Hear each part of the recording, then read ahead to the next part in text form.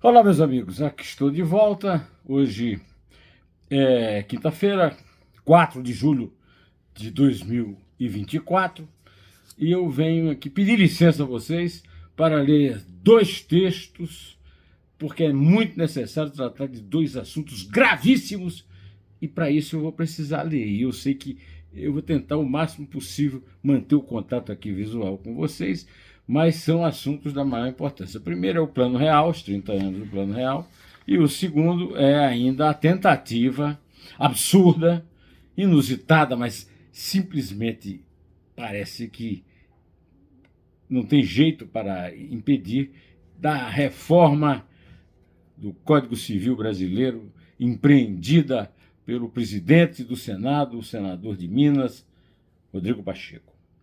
Bom, com possibilidade grande de sucesso, ou seja, de nosso insucesso. Quero aqui agradecer a você que permaneceu fiel aqui na minha audiência, me ouvindo no tempo que eu passei. Agora estou de volta para casa, vocês estão vendo aqui meu cenário de livros, né? Depois de um período em Campina Grande, no maior São João do mundo. Bom, eu tenho um querido amigo, chama-se Adhemar Altieri. Trabalhamos juntos na mesma empresa, o Social Estado de São Paulo. Adhemar era diretor da Rádio Eldorado e eu era editorialista do Jornal da Tarde. E Adhemar me mandou hoje um texto muito interessante, que eu quero ler para vocês um pedaço. Eu não vou ler o texto todo, vou ler trechos, né? Adhemar contou, quando eu conheci o Adhemar na Rádio Eldorado, depois que ele chegou do Canadá, onde ele morou com a família durante algum tempo, de Toronto. Né? E ele contou que em 1993, em Toronto, o Fernando Henrique Cardoso fez uma palestra ao lado de alguns dos seus auxiliares, o ministro da Educação da época, o embaixador do Brasil em Washington, tratando de um plano que eles estavam desenhando, um plano econômico para acabar com a inflação. Esse plano nem tinha nome ainda, né? E um ano depois, o Fernando Henrique derrotou Luiz Inácio Lula da Silva, seu adversário do PT, que já tinha sido aliado antes, né? Por causa exatamente do sucesso desse plano, que ficou conhecido como o Plano Cruzado, que era o nome da moeda que foi criada para substituir o cruzeiro, né, da época do Sarney. Bom, meus amigos, foi o seguinte, depois disso, o Lula, como sempre aconteceu, foi convidado para ir para o exterior e foi a Toronto. E ali o Adhemar teve um encontro com ele semelhante ao encontro que ele teve com o Fernando Henrique. O Lula cercado de auxiliares, principalmente da área econômica. E olha aqui, eu vou ler o que o Adhemar Altieri me escreveu. Aliás, ele escreveu no artigo que ele põe num vídeo, um artigo impresso que ele põe no canal aqui do YouTube. Com a ajuda de um intérprete, Lula desenhou um Brasil a caminho do mais profundo precipício. Um país quebrado e sem perspectivas, onde os índices de mortalidade infantil eram piores do que os do Haiti. Mesmo com o Plano Real em pleno vigor e começando a produzir resultados, para ele era apenas mais um pacote desenhado para enganar o povo. Eu lembro que o Aloysio Mercadante, que era o papa econômico do PT, e hoje preside o Banco do Desenvolvimento Econômico, né, e Social, dizia que era um estelionato eleitoral, né? Infâmia que eles nunca corrigiram, né, do PT. O plano começava a desenhar sucesso, ao contrário do que Lula lhe dizia, mas o Lula persistiu, né? Enquanto o Fernando Henrique estava em Paris se divertindo e comemorando a vitória eleitoral, o calvário do povo brasileiro seguia interminável. Para concluir, Lula disse que se o eleito fosse ele, não Fernando Henrique, o destino do país seria muito mais promissor. Eu quero interromper aqui o Adhemar para dizer o seguinte: depois do Fernando Henrique, que governou 2 anos, ou seja, 2 vezes, ou seja, 8 anos, o Lula governou, está no terceiro mandato, sem contar o mandato e meio de Dilma, né, do PT eleita por ele. Bom, Durante as perguntas da plateia, 2 brasileiros tentaram questionar o conteúdo do discurso, mas as vaias, olha aí a patrulha funcionando, não permitiram que as perguntas fossem concluídas. Ao final do evento, tietagem explícita, vários estudantes subiram ao palco para pedir autógrafos a Lula. Enquanto Lula assinava, eu subi também, diz o Adhemar Altieri, para cumprimentá-lo. Lula notou minha presença a poucos metros e ocorreu o seguinte diálogo que eu quero reproduzir tal como Adhemar escreveu. Lula: ei, gordo, o que você está fazendo aqui? Adhemar: eu moro aqui, Lula. Lula: e quando você volta para o Brasil? Eu, rindo: depois de te ouvir, acho que não volto nunca mais. Lula também rindo: peraí, não é bem assim. Próprio do Lula, né? Aí o Adhemar conclui, né? Então chama esse pessoal de volta para você explicar que não é bem assim. Segundo Adhemar conclui esse artigo, e eu concordo, o Plano Real deixa entre seus legados muito mais do que o fim da hiperinflação. Deixa uma certeza de que hoje parece ser dúvida, né, depois de 30 anos, né, para muitos brasileiros, a de que existem sim brasileiros diferenciados e competentes, capazes de desenhar estratégias arrojadas e estabelecer rumos que permitam avançar e beneficiar amplamente, sem que os extremos ideológicos desviem os objetivos maiores para a demagogia e o populismo barato. Bom, encerro esse capítulo porque não precisa dizer mais nada, né? Tudo que eu queria dizer, o Adhemar contou nessa história, que é o que está acontecendo agora. Continua a luta para desmoralizar o plano cruzado, depois, desculpe, o plano cruzado, o plano real. Puta, onde é que está essa cabeça? Bom, depois que o adversário da extrema-direita, Jair Bolsonaro, atacadíssimo, extinguiu também a Operação Lava Jato, que comprometia grande parte, toda a cúpula do PT em corrupção.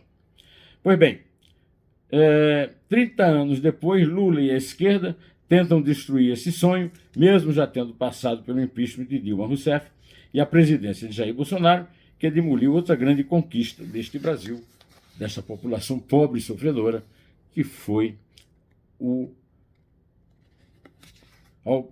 plano, que foi a Operação Lava Jato, né, aquela grande prisão de empreiteiros e do próprio Lula, né, que depois foi solto com a ajuda do Bolsonaro e da direita e a alta cúpula da justiça, e candidatou à presidência e ganhou. Mais uma vez aliado com a direita, agora Lula e o PT querem reformar o Código Civil para sustentar privilégios. Aí eu para também não pisar, é uma coisa muito perigosa, porque eu posso pisar e depois posso ser pisado, eu vou reproduzir um texto que eu escrevi a respeito da reforma infame e feita assodadamente do Código Civil da Justiça Brasileira. Eu escrevi o seguinte: em entrevista ao site Consultor Jurídico, um site muito respeitado da área jurídica, Luiz Felipe Salomão, ministro do Superior Tribunal de Justiça, e presença constante no Gilmar Palusa, que eu andei criticando aqui várias vezes, e você é testemunha disso, deixa evidente o seu entusiasmo pela reforma do Código Civil. O doutor Salomão advoga a necessidade dessa pretendida reforma, que no desejo dele deveria acontecer com a maior urgência possível, para se danarem as esposas e se beneficiarem os herdeiros, os filhos, né? Pois bem, lembrem-se que ele presidiu a comissão de juristas que cuidou da apresentação em tempo recorde ao presidente do Senado, Rodrigo Pacheco, o homem mais importante de Minas, segundo a declaração recente de Lula, do anteprojeto. A verdade é que, na contramão desse desejo do doutor Salomão, juristas renomados questionam, inclusive aqui nesse meu espaço, onde eu cito muito frequentemente, você sabe disso, a necessidade dessa reforma e estranham a forma abrupta com que essa ideia surgiu e foi posta em circulação. A Alemanha, a França e Portugal reformaram seu código uma vez, mas após 100 anos de vigência. O nosso Código Civil é de 2021. 3 anos, né? É um bebê, tá certo?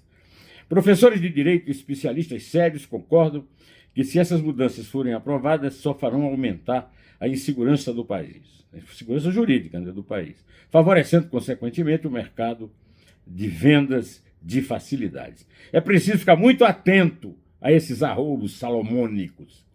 Isso aqui não se refere ao Salomão da Bíblia, mas ao doutor Luiz Felipe Salomão, lá do Superior Tribunal de Justiça. Aliás, eu quero lembrar que, ainda há pouco, ele levou um pito do ministro do Supremo Tribunal Federal e presidente, Luiz Roberto Barroso, quando decidiu afastar Gabriela Hart e Danilo Pereira Júnior, juízes da Lava Jato, e acabou por ser voto vencido, não afastou. No entender do ministro Barroso, decisão tomada pelo doutor Salomão foi ilegítima, arbitrária e desnecessária. No meu entender, esses três brasileiros são mais que esses três adjetivos, são mais que apropriados para definirem essa extemporânea e até suspeita tentativa de alterar o nosso Código Civil. Aqui encerro a leitura para dizer a vocês que, nesta semana, antes de viajarmos para cá, Isabel e eu estivemos numa visita a uma exposição no Museu do Estado de Pernambuco, no centro de Recife, comemorando os 80 anos de idade do maior pintor do Brasil, o maior artista plástico do Brasil, e com esse livro, publicado recentemente, que se chama Lidando com o Passado e Outros Lugares, ele se consagra, na minha opinião, fiz inclusive um 2 dedos de prosa com ele, uma entrevista sobre esse livro, como o maior ficcionista brasileiro, no mínimo, dos últimos 30 anos. Agora ele apareceu com outro livro novo,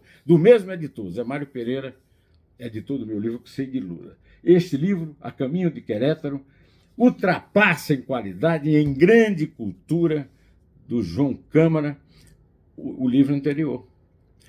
E nós ficamos muito gratos pela forma como ele nos recebeu, com a sua equipe, o grande exegeta do João Câmara, que é o crítico, o Edson Leal, as suas auxiliares. Depois fomos almoçar a convite do acadêmico da Academia Brasileira de Letras, meu amigo Zé Paulo Cavalcante Filho, e a mulher dele, minha amiga também de muitos anos, quando começou a escrever sobre gastronomia na revista Continente Multicultural, de Recife, sob a direção de Mário Hélio. Bom, a Letícia escreveu recentemente A Mesa de Deus, uma verdadeira antológica visão de comida na mesa de Deus, na Bíblia. Desculpem a interferência do Arthur, mas vamos em frente. Eu quero também lembrar que estava acompanhado nesse almoço, na visita e no almoço, pelo presidente da Academia de Letras de Campina Grande, Télio Farias, por nosso amigo, o poeta José Edmilson, poeta favorito do poeta concreto José Lino Grunival, que está agora também lançando o livro. Quando lançar o livro, eu venho falar do livro dele aqui. Bom, antes disso, eu quero deixar aqui o meu abraço para você, comovido com a sua persistência, mesmo nas condições adversas das minhas gravações lá em Campina Grande, eu consegui chegar ao que eu queria, que era a sua audiência e a sua alma. E vou ficando por aqui, direto ao assunto, em té.